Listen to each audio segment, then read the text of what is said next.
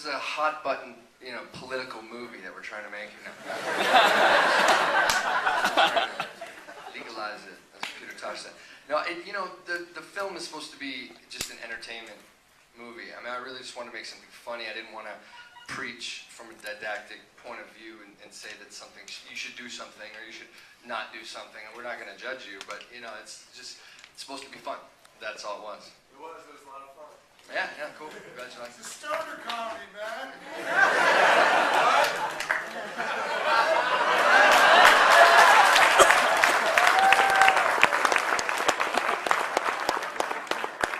Yes, you're in the back. No, you. Did you stick to the scripted dialogue, or did you allow your actors a little improvisation? I mean, you always kind of want to leave it open for that magical moment on the set. So we did. We allowed, if somebody had a good moment. I love that stuff because it keeps it spontaneous, keeps everybody in the moment. But sometimes, if you just keep doing it so rigidly to the script, it gets a little bit stale. So we did improv, and let the guys go nuts sometimes. Sean he's good at improving.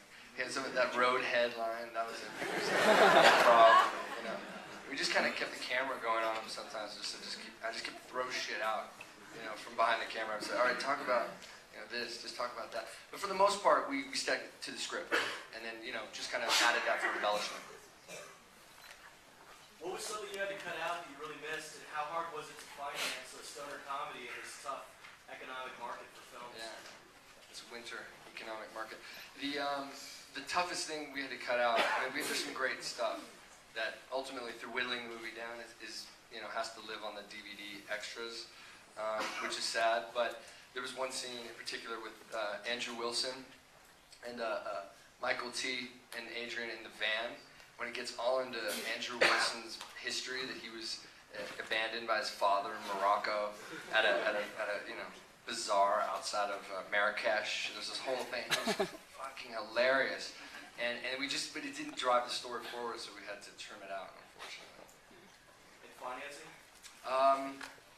Financing was one of those things. We gave it to our agents, and they sent it around town. Everyone was like, "We love this. We're going to give it to our boss this afternoon."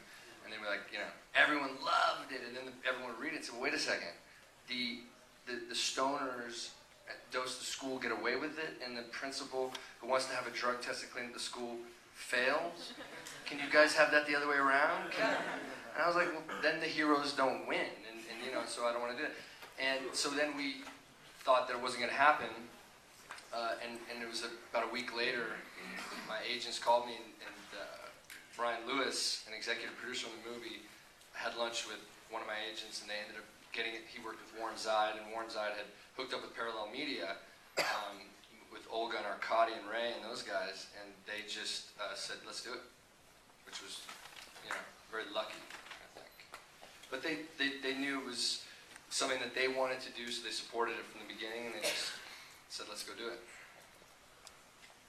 Would you ever think about doing a college tour with this film? I'd love to, actually. I've thought of that. I saw what they did with Paranormal Activity. I didn't see them. Oh, actually, I did see it. Wow. What?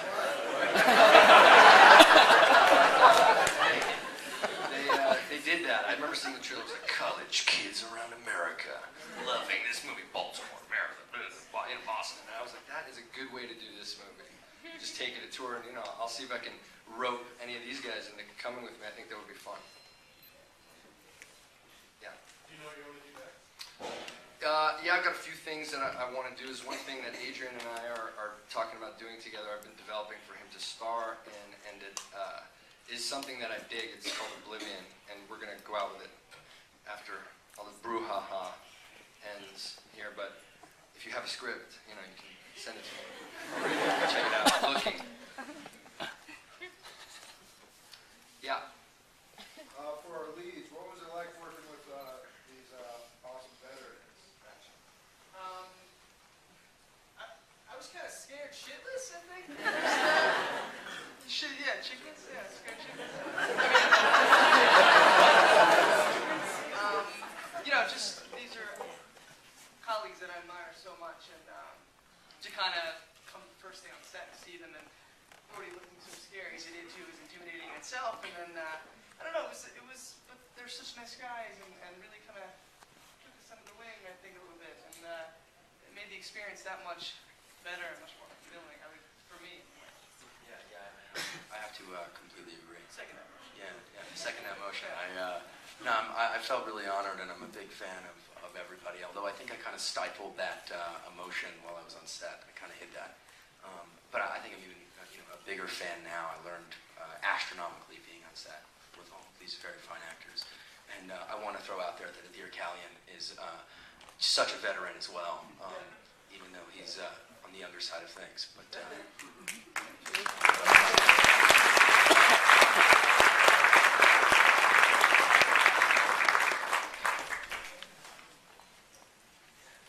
we have time for two more questions. Yes? What do you think is a quality or theme that should always be in a stoner comedy show?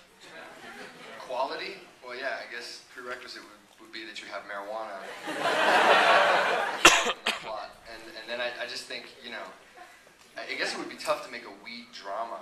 I guess you could do that, but it's supposed to be funny. Oh yeah, no, weeds is still there. I love weeds. We actually used the marijuana from the art department, from weeds. We had them ship it over. And we said, no, this isn't crystally enough. We need to add more, THC to this. Anybody else? No.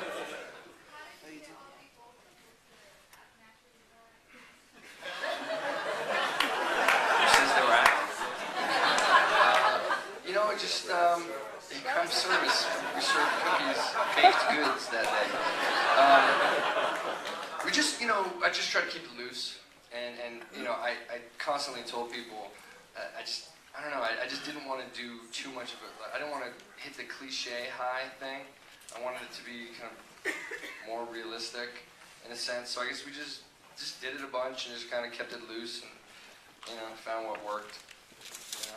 Wait, when is it out in theaters? You need to rewatch. I'm not telling. All right, I think that's it, right?